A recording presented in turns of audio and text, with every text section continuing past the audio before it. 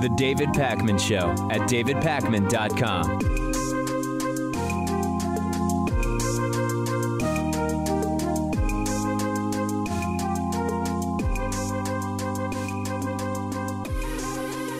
What I'm going to tell you is obviously too little too late, and it's also what we all knew, but we now have actually heard from FBI Director Christopher Wray that, yeah, the investigation, so-called investigation, into allegations against now Supreme Court Justice for Life Brett Kavanaugh of sexual assault, that investigation was indeed significantly limited in scope and restricted by design, by virtue of the type of investigation it was. So this, we're going to play some video clips in a second, but this is really important to understand.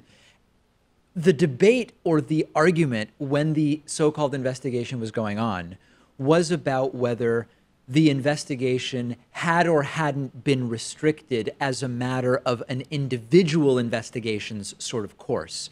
What Christopher Wray testified yesterday before the Senate when questioned by Senator Kamala Harris was that all of these types of investigations happen within the boundaries established by the White House. Like there was never, we were having a debate over, did Trump say X, Y, or Z, or was this an open investigation? But the truth is, what Christopher Wray explains is, all of these investigations are specifically limited to what the White House wants. Trump insisted, you might recall, that there were no limits, that the FBI can do whatever it wants. He tweeted, and we showed you this tweet back when it happened, and I'll show it to you again. Trump tweeted, NBC News incorrectly reported, as usual, that I was limiting the FBI investigation of Judge Kavanaugh and witnesses only to certain people. Actually, I want them to interview whoever they deem appropriate at their discretion. Please correct your reporting. This was absolutely ridiculous when he said it. We also know now that it, of course, was a lie. They in the course of that investigation, the FBI didn't even speak to Brett Kavanaugh himself, Dr. Christine Blasey Ford herself. Any investigation that doesn't speak to the principals is clearly not a full investigation. Let alone the dozens of people who knew Brett Kavanaugh and Christine Ford at the time who wanted to speak to the FBI, but it wouldn't happen. So here is the first part of Christopher Wray telling Kamala Harris about the investigation. Take a listen. Was the FBI given full discretion, or was the scope of the investigation limited by the direction you received from the White House? Well, Senator, I want to be a little bit careful about what I can talk about in this setting. So I'm clear. I'm not asking you for the content of the investigation. Understood. Just the process. Understood. There are MOUs and other things that go back a ways that govern this, but I think it's important. I would say this, it's important to understand that unlike most investigations, like the sort that you and I and Senator Jones have all been familiar with, traditional criminal investigations, national security investigations, a background investigation is very different. Mm-hmm. And that is done, our only authority is as requested by the adjudicating agency. The White House in this case is the White House. Right. He's saying here that by definition, this type of investigation is directed and limited and sort of put in place by the White House. The FBI does what the White House requests and doesn't go beyond that. So he's framing it as this is a feature of these types of investigations, not a bug, but that's what it is. And then continuing with this questioning, take a look.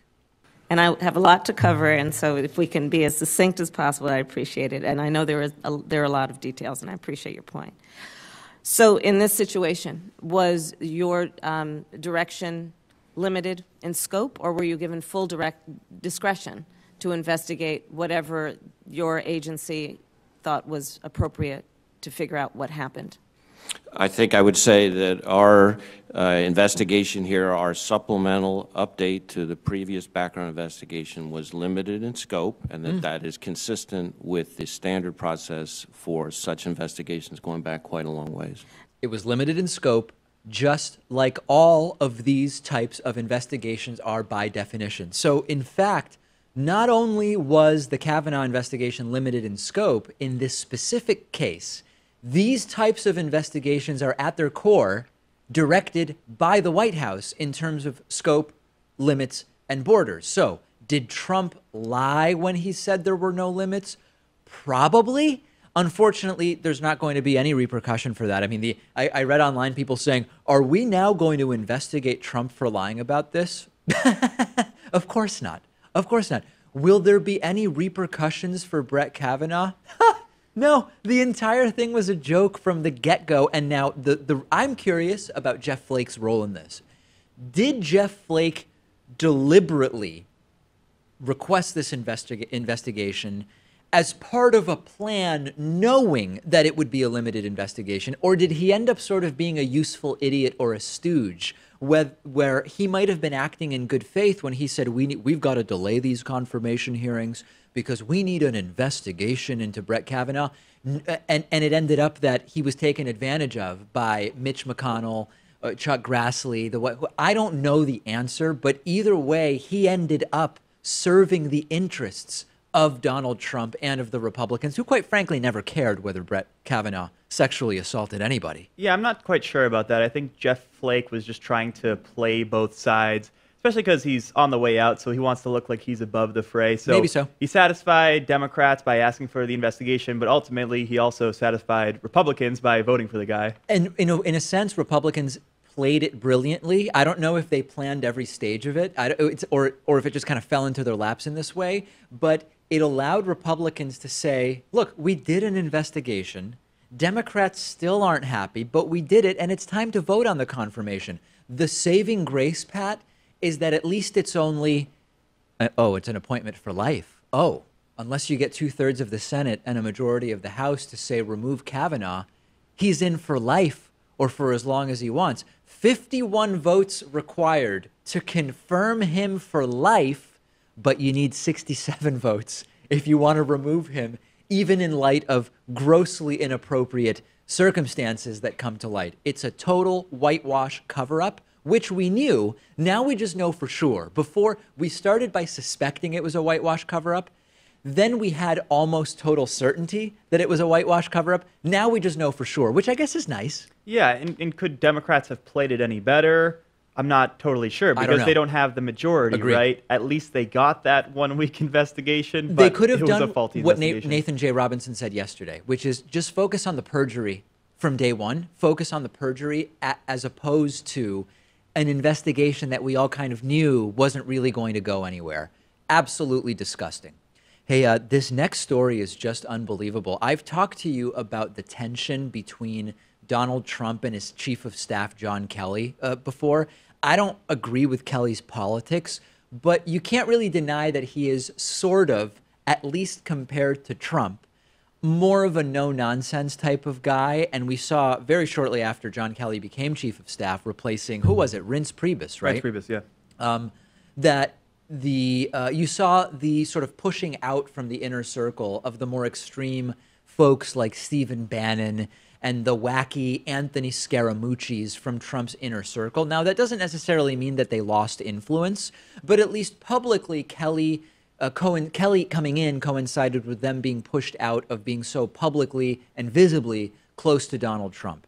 There's a really interesting new report from New York Times, the New York Magazine, written by Olivia Nuzzi, which claims that Donald Trump has actually tried to fire Chief of Staff John Kelly several times, but that John Kelly ignores it, and that Trump is sort of like unsure how to fire John Kelly. He usually calls John Kelly to fire other people, and I just imagine Trump sitting at the White House looking at his phone going, who can I call to fire Kelly? Because I can't have Melania do it. Doesn't seem Kushner's got I don't know how to fire the guy. That's what it seems is going on here.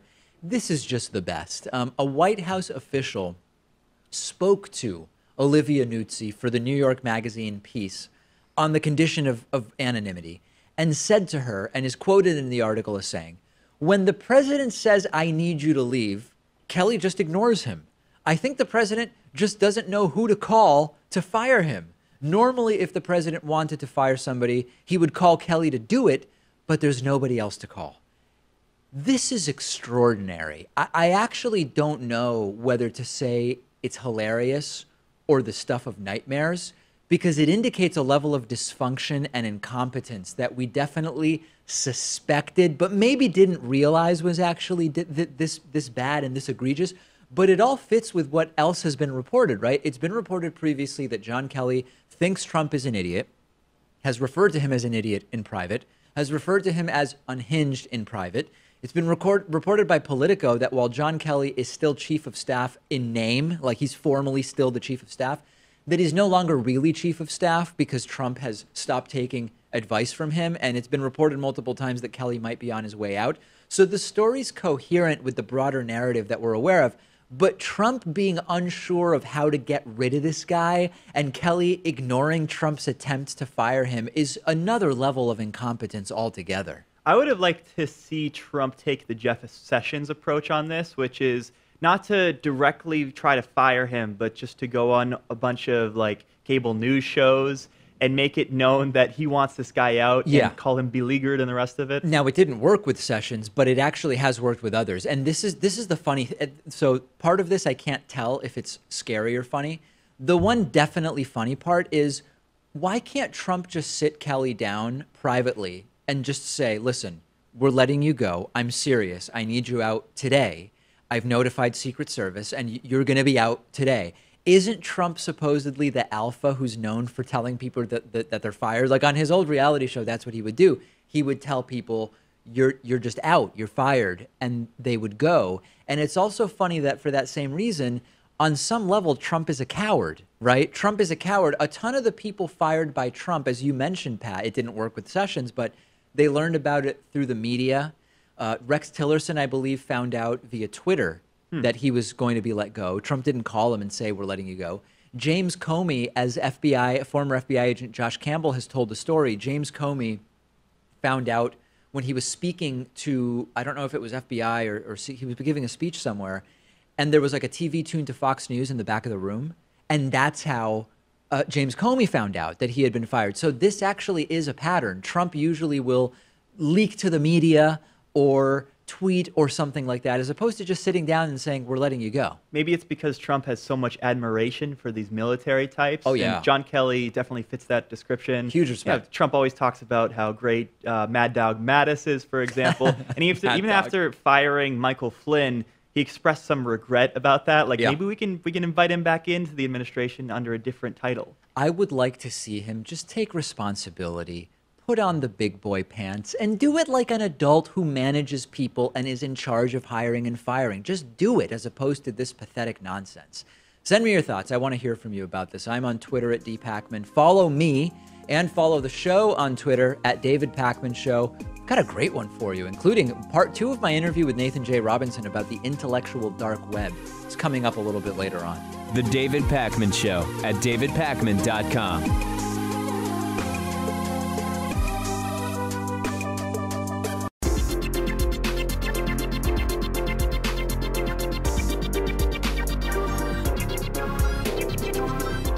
The David Pakman Show at davidpakman.com.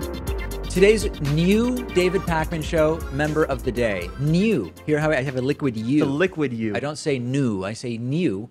Raghav Bikhchandani. I hope I've done that justice. Raghav Bikhchandani, today's new member of the day.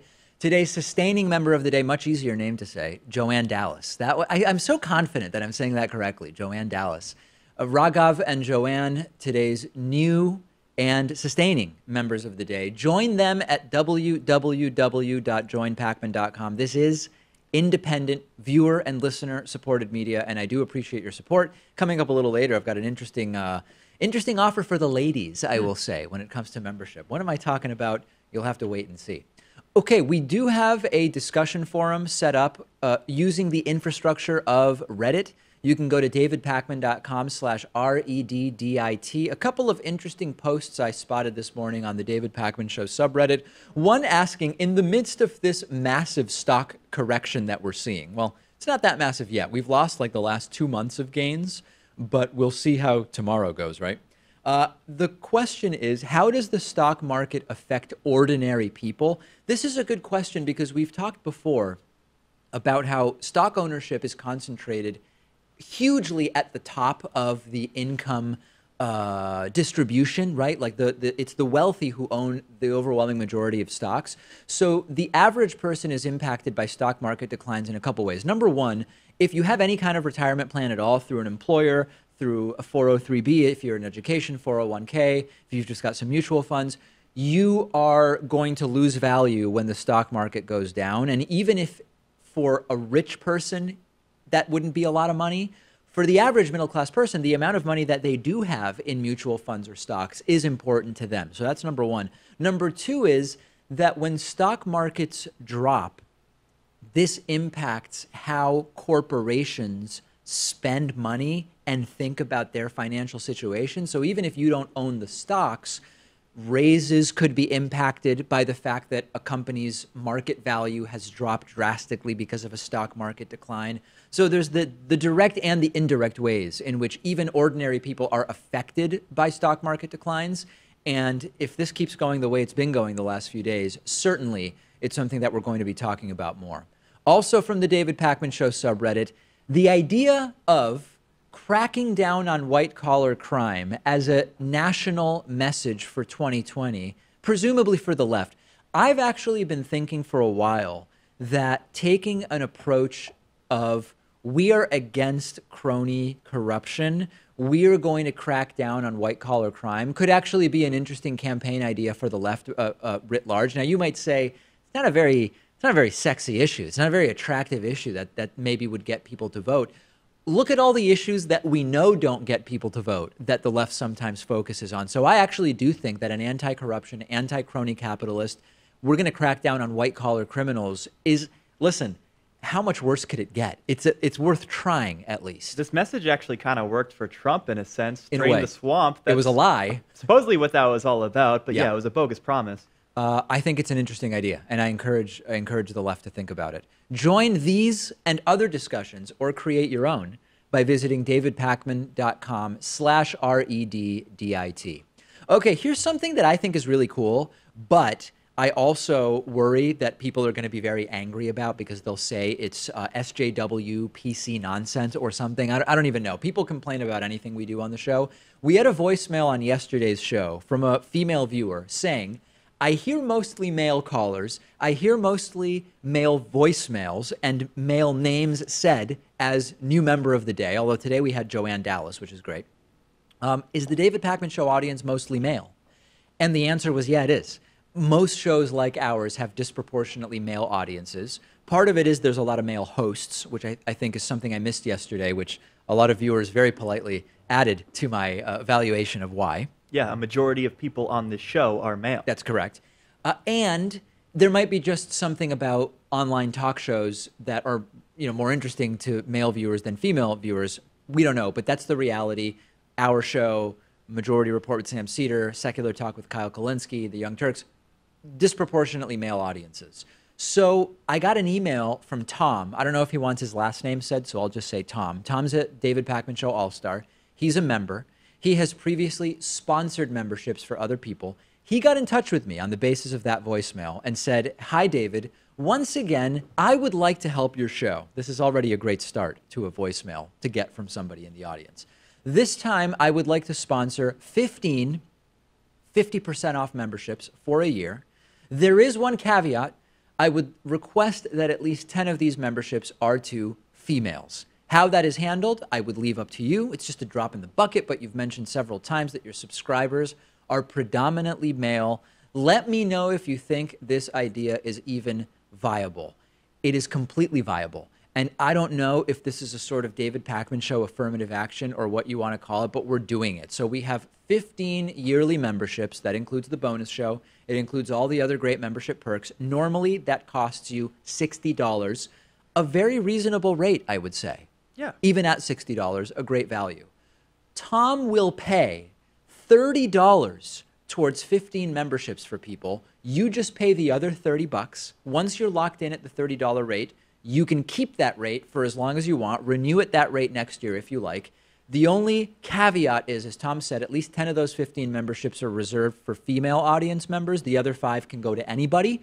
And the idea is to support more women being involved with the show. So how do you get one of these 15 memberships at half price? Email me. David at davidpakman.com, or use the contact form on our website. I am personally handling these memberships because Tom is such a longtime trusted and important and valuable supporter of the show. We're not relegating the administration of these 15 memberships to Pat. We're certainly not delegating it to Noah. He's got enough problems to deal with on his own. And Max, you need way more than 15 memberships. Absolutely.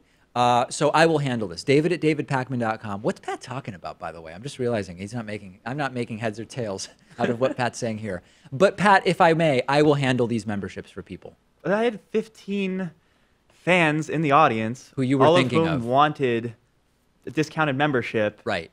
And I guess they just don't get one then? They have to contact you instead? Right. We'll cut this entire back and forth out of the final product for sure. David at davidpakman.com, or use the contact form at davidpakman.com. Let's get these 15 memberships spoken for and claimed. Thanks to Tom. Very, very exciting stuff. Okay, there is a Republican state representative in Minnesota named Dwayne Quam, and he seems like a really angry guy. He's running against Jamie Malberg, who's female, and Jamie Malberg is giving him a run for his money. Quam has been the incumbent, and he's been in for 4 terms. He's the Republican. Jamie Malberg is the Democrat. They had a debate where they had to share a microphone, which sounds crazy. It's not ideal, but in local races, these sorts of things can happen at debates where even though you've got 2 candidates, there's just one microphone available, and you've got to pass it back and forth. Jamie Quam got, I'm sorry, not Jamie Quam, Dwayne Quam. I combined their names. Dwayne Quam got a turn answering a question. Then it was Jamie Malberg's turn to respond. And as she finishes speaking, Quam rips the microphone from her hand, and she sort of jumps or startles, and it's all on video. Let's take a look, and you can hear the crowd sort of gasp, taken aback when he grabs the mic out of her hand. That formula increases over time with deflation. Thank you. Oh, I see a rebuttal is required. Thank you. The problem we've got in education is we are funding failure. So he gives this very angry rebuttal, which also was just terrible policy. I mean, his education policy is also terrible, but maybe we'll get to that. And then when he's done with this rebuttal, he goes to hand the mic back to Jamie Malberg, and she doesn't immediately take it. She just sort of seems to want nothing to do with this guy.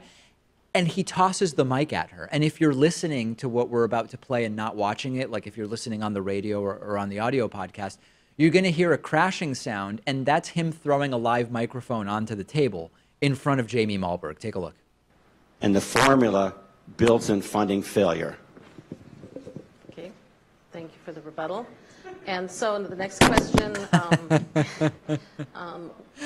is from the floor. What a disgusting human being. And I was watching this. I don't know how many people have seen the film Office Space, the cult classic Office Space. This guy's physical appearance and his demeanor reminds me of a cross between Milton from Office Space and Tom from Office Space. We have a side-by-side that I made yesterday, and you'll see Dwayne Quam on the left, Milton from Office Space in the middle, and Tom from Office Space on the right. That's unfortunate. It's an unfortunate thing, yeah. This is the new civility. Anyway, he later apologized and said he ripped the mic out of her hand and then threw it back at her because he was nervous. And that's kind of funny because if Dwayne Quam was running against another big male like him, would nervousness also lead to him snatching the mic from his opponent and then throwing it back at them? Or is that something that nervousness causes only when you're sitting next to a woman like Jamie Malberg? I'm just asking, Pat. Oh, yeah, I mean, totally. Questions. When I get nervous, I start attacking people borderline and get triggered in this way. Maybe this is smart in some way. Like maybe in the era of Trump, this is what Republican voters in Minnesota want to see. I mean, I guess it's possible, although I don't know that much about this particular district. And then to kind of bring it back full circle, his rebuttal also was a rebuttal of terrible actual ideas about education that he espouses. Like his ideas, as bad as snatching the microphone from his opponent and then throwing it back at her, his ideas about education are maybe even more atrocious and disgusting. Yeah, he sounded so excited, so ready to talk about education policy, and then when you listen to his answer, it's devoid of any meaning. It's horrible. Would you be shocked, Pat, if I told you that no one respects women more than this guy? Like, would that be believable, or would you question that? I think I've heard that somewhere Yeah, before. I somebody think else maybe says that. he respects women second most, behind someone else I'm thinking of. He has binders full of women who want nothing to do with him whatsoever. Anyway, if you're a voter in this district, you can vote this guy out in November.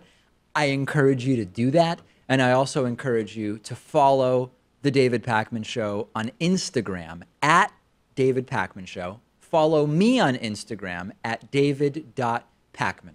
Part 2 of my interview with Nathan J. Robinson is coming up next. Importantly, about the intellectual dark web, a subject which Nathan J. Robinson has written about a lot.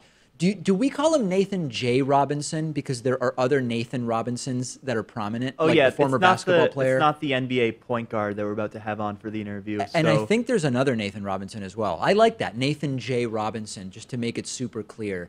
That's like, remember that lawyer, Howard K. Stern, who would go, because he didn't want to be confused with Howard Stern, the radio host, so he would go by Howard K. Stern, even though, like, he's Howard Stern, just like the other Howard Stern. It almost makes you want to have a middle initial, right? Just in case there's any confusion between you and another David Pakman. The other David Pakman has a middle name. So I'm just David Pakman. The other David Pakman is David B. Pakman. So you can, like, if somebody says David B. Pakman, it's the venture capitalist. That actually works out for you pretty well. Oh, I love it. Because you get to keep your full name. And the Wikipedia page for David Pakman is mine. And you have to go to David B. Pakman to find his Wikipedia page, which is great, right? I mean, that works out great for me. This almost makes me want to snatch the mic away from you. Please do. Okay, please vote. That's I feel like that's my Jeb Bush. Please clap. Please vote in November, because we've got to get this guy out. Quick break, Nathan J. Robinson, and then a lot of other great stuff going on today. The David Pakman Show at davidpakman.com.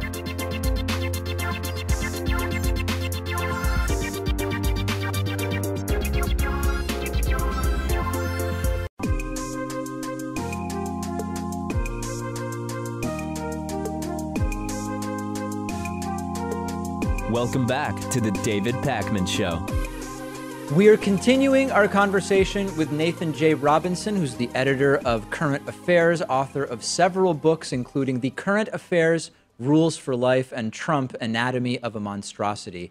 Nathan, I've found your commentary on the intellectual dark web and on Jordan Peterson very interesting. I saw your interview over on our friend Sam Cedar's program, The Majority Report. Oh, yeah. It's so hard to know where to dig into this, but maybe a place to start is, to what do you attribute the success and popularity of this movement that is known as the intellectual dark web? Is it the people? Is it the subject matter? Is it something about the timing, or something else altogether? Well, I think there's an all of the above thing. You know, you're asking me a very difficult question, which is, it's always hard to isolate particular causes of phenomena like these, because we can tell lots of different stories.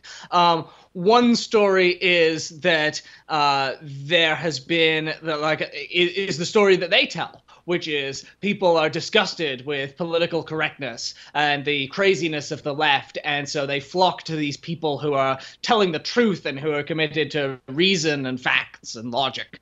Another story is, well, in a world where people don't know what to believe, and where the left has kind of not offered a coherent narrative, flock to people like Jordan Peterson, who I think is a sort of self-evident charlatan, but who writes self-help books and gives these sort of adrift young men meaning in their lives in a time where it's difficult to find meaning.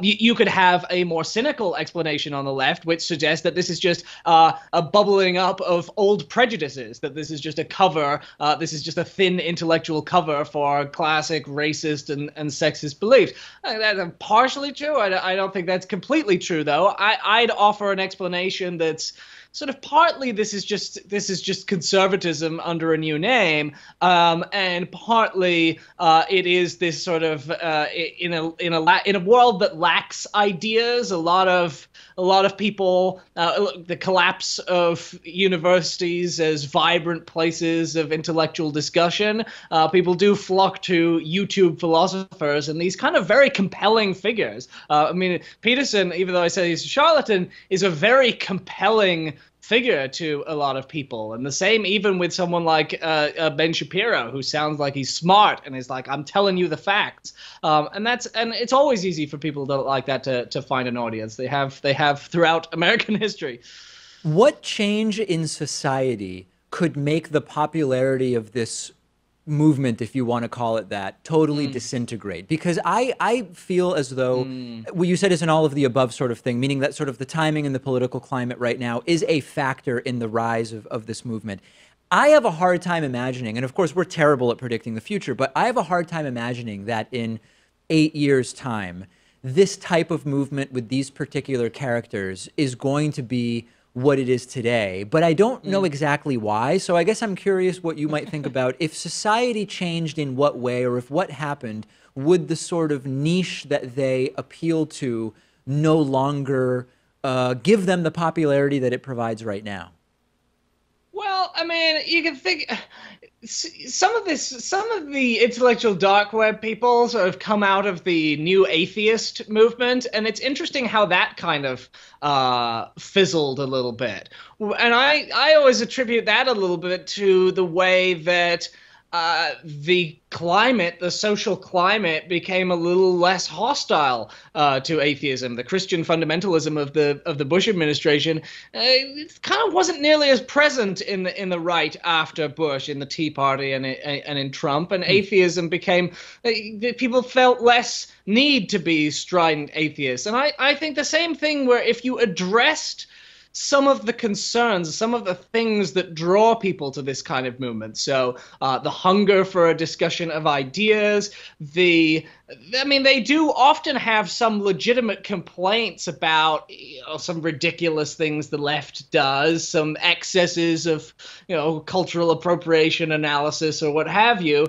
And if you moderate those tendencies and you make it so that you are able to appeal to the people they might capture, I think you can peel a lot of them off. I mean, what I advocate always, I say this over and over, I'm a broken record, is building an alternative. You can't just denounce them, but if you build an alternative that people see as reasonable, then you can sort of neutralize them. So let's talk about that. I want to hear about what would that alternative look like, but in a very specific way. I want to couch that question because the intellectual dark web claims to have significant political diversity, right? They say, we are not here because we are liberal or conservative. You have right-wingers that are involved, like Ben Shapiro. You have sort of the ambivalent center-right, I guess, classical liberal maybe is what they like to call themselves. I call it the ambivalent center-right. You have supposed liberals like Brett Weinstein. I don't know if Eric also considers himself a liberal. Maybe he does. So they claim that it's not actually about their placement on the political spectrum, but that it's about something else. So given that, how do you build a successful sort of alternative to it?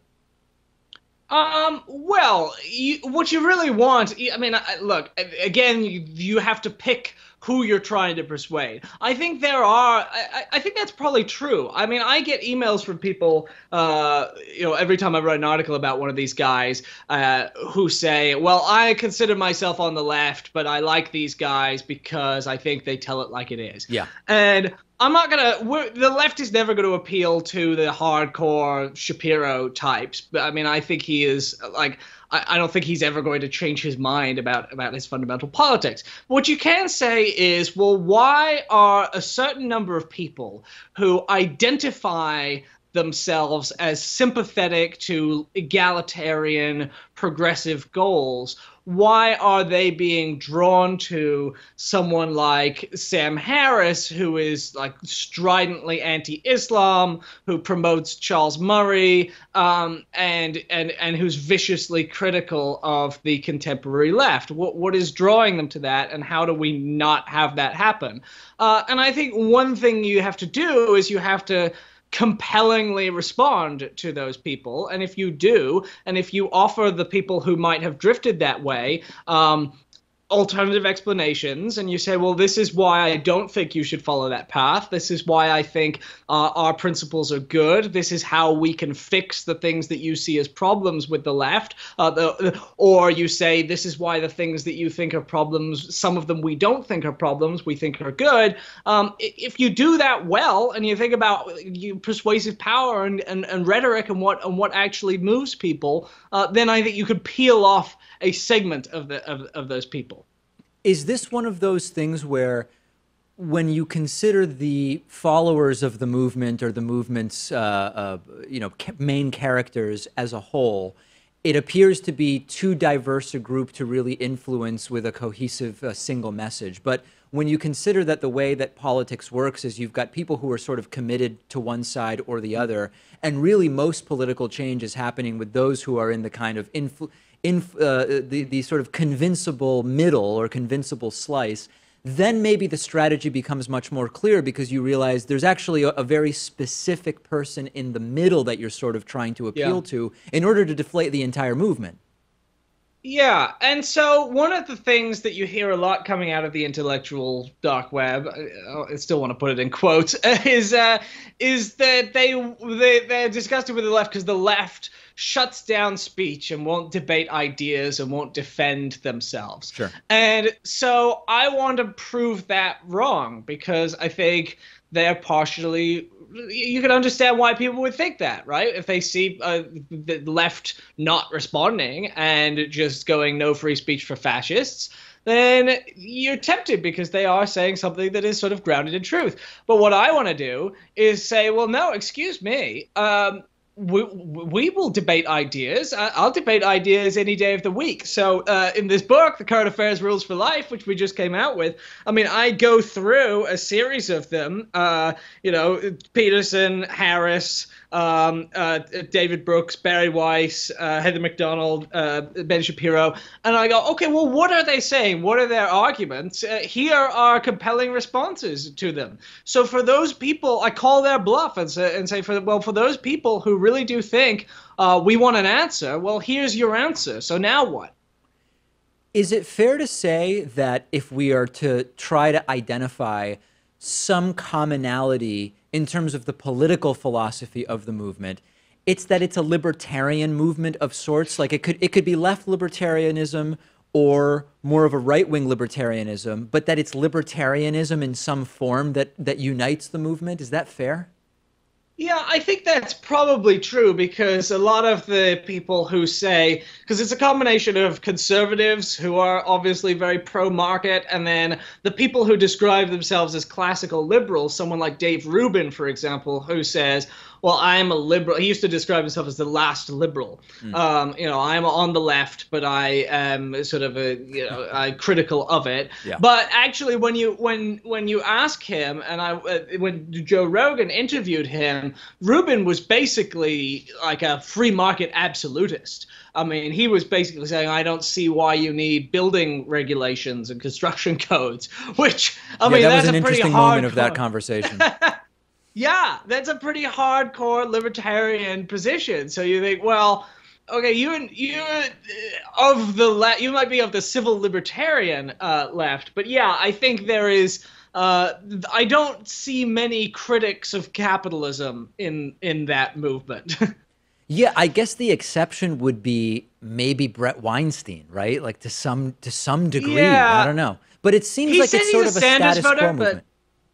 Yeah, he said he voted for Bernie Sanders, but he doesn't really talk much about that.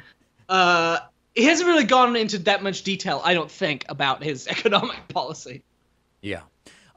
please check out Nathan J. Robinson's book, The Current Affairs Rules for Life. Also, don't miss Trump, Anatomy of a Monstrosity. And of course, check out Current Affairs, which Nathan is the editor of. Thank you so much for talking to us about all of this. Thanks, David. This was really fun. The David Pakman Show at davidpakman.com.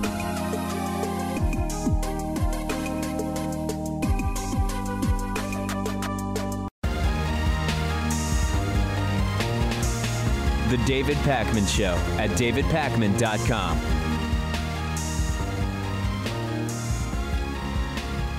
We have really interesting poll results, both from Politico Morning Consult and from the David Pakman Show YouTube channel audience, where we've been getting some really interesting poll results actually over the last several months.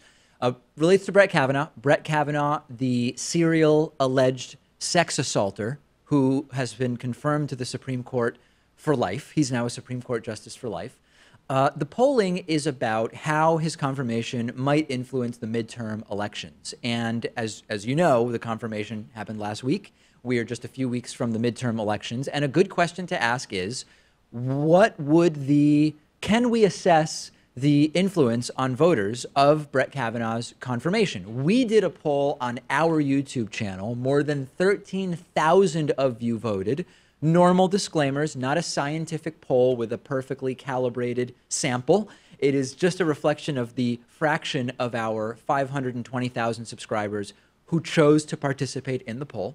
The question we asked was, what effect will Brett Kavanaugh's Supreme Court confirmation have on the midterms?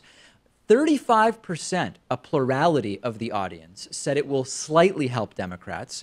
29% said it will greatly help Democrats. That means 64% of our audience believes that to some degree, the confirmation of Brett Kavanaugh is going to help Democrats in the midterm elections. Now, of course, this is just our audience. What about a poll done with good methodology by actual experts rather than us typing up some questions and putting them on our YouTube channel?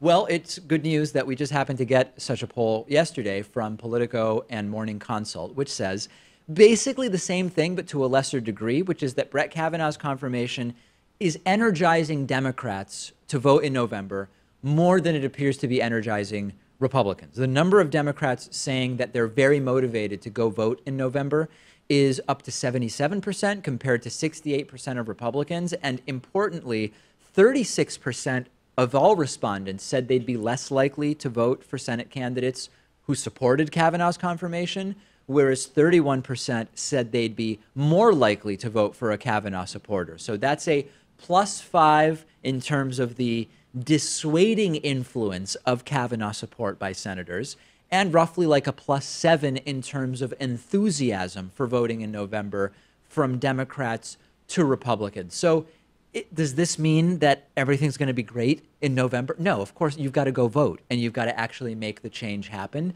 But it's a good sign, I would say, that maybe something good can come from the Kavanaugh confirmation. I tend to agree with our audience on this. I think they had it right.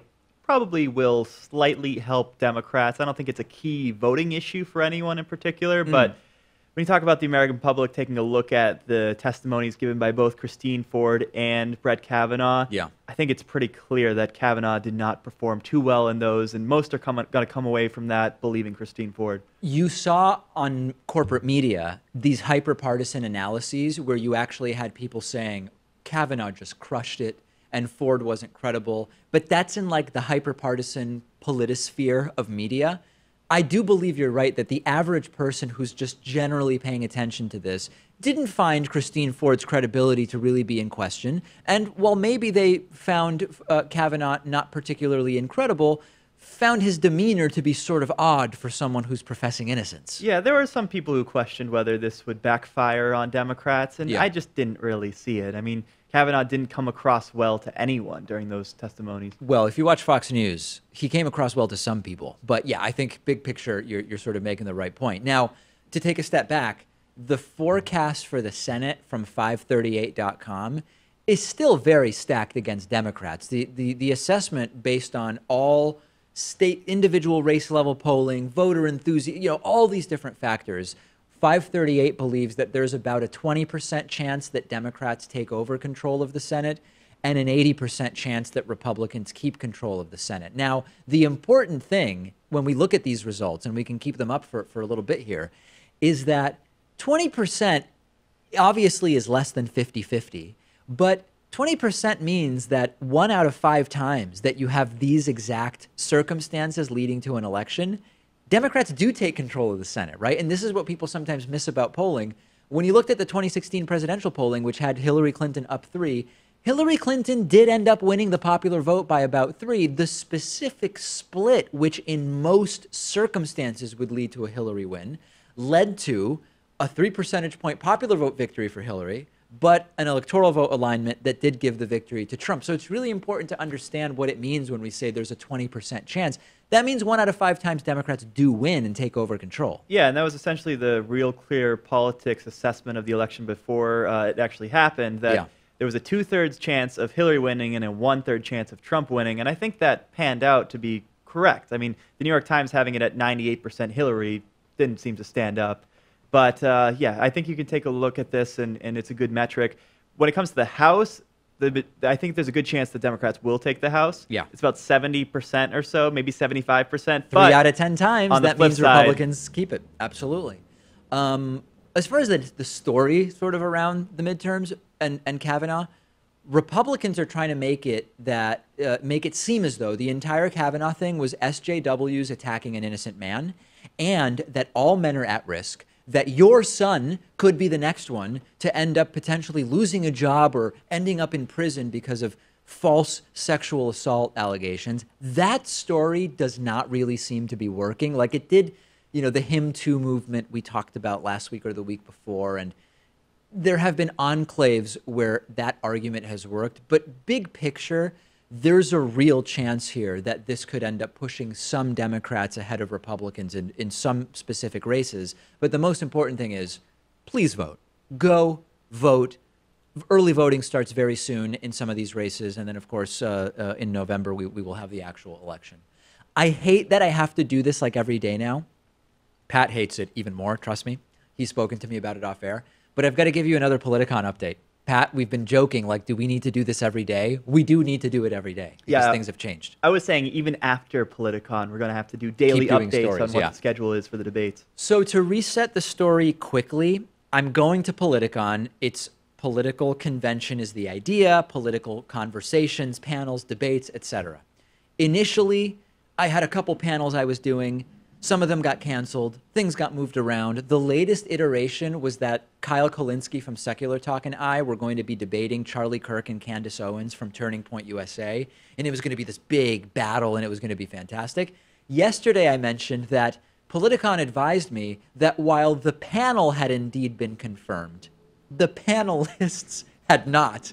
And I changed my flight on the basis of the understanding that the panelists were confirmed, when in reality, only the panel was confirmed, which means there will be a panel, but the panelists could shift. Last night, relatively late here on the East Coast, I got a call from Politicon telling me, basically, I think they're not happy with me at all.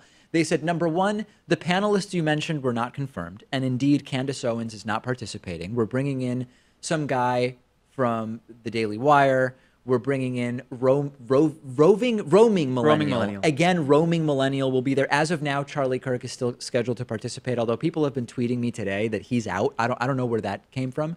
But they told me, don't talk about panelists at all until the panelists are confirmed. And I think they're confirmed now. I'm not even really sure. Yeah, who knows what's going on with Charlie Kirk? Either he's participating in like 10 panels and or he's not even going to be there. Or he's not going to be there. I don't really know. I think they also weren't too thrilled with some of my promotion. They made it clear that these are not debates at all. So can you imagine? The other day I did a video after changing my flight on the basis that I was promoting a debate between particular panelists. Turns out the panelists weren't confirmed, and it's not a debate. There's no moderator. It's just now I guess it's 5 people who are going to be on stage. So that's the latest. Who knows what it will be tomorrow or come Monday or whatever. Kyle and I were texting yesterday, Kyle Kulinski and I, and Sam Cedar and I, and we're basically all taking the approach that we may not know what we're doing until like 5 minutes before. Like even when we show up to the green room, it's possible that there will be different people there than the ones we believe will be there, or maybe even that like the time or topics of these things may change.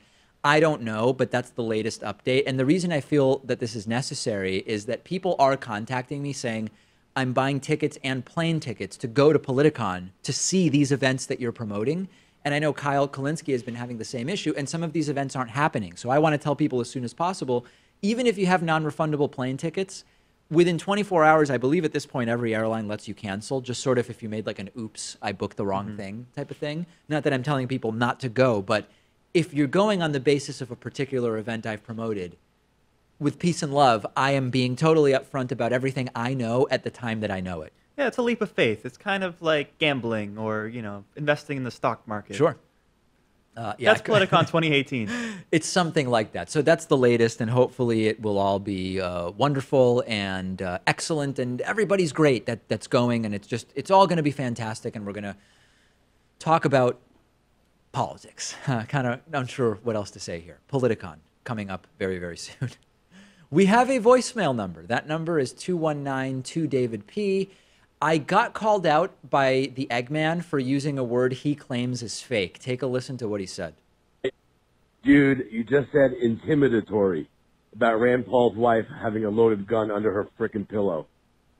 Look, I haven't even Googled that crap yet, but there's no way intimidatory is a word. I mean, you might mean intimidating. I don't know. But is that a word? You're not even a Native American. You're not even like from this. I'm not Native American. Native language. How do you know more than I do? That cannot be a word. I'm not even going to Google it. I know it's not a word. Yeah. Quit saying intimidatory. That's crazy talk.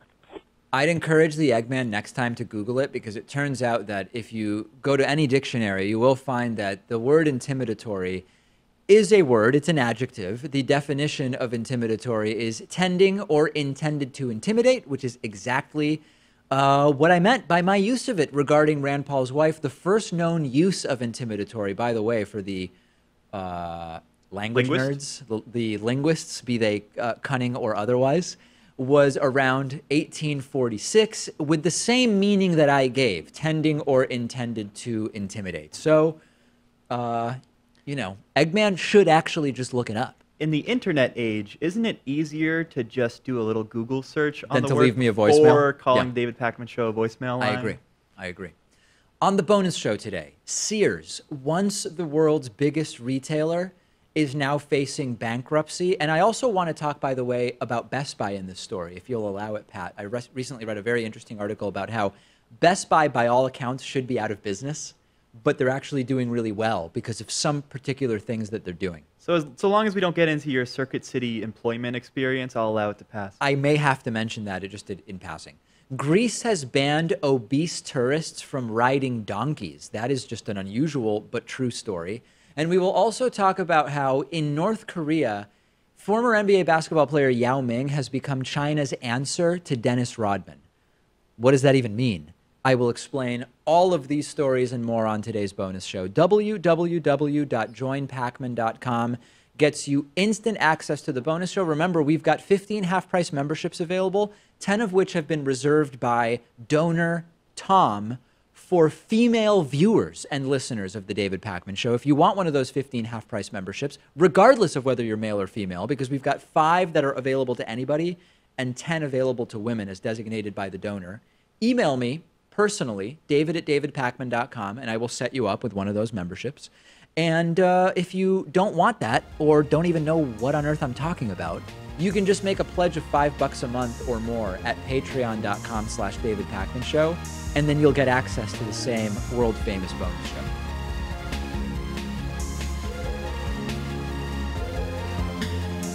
The David Pakman Show at davidpakman.com.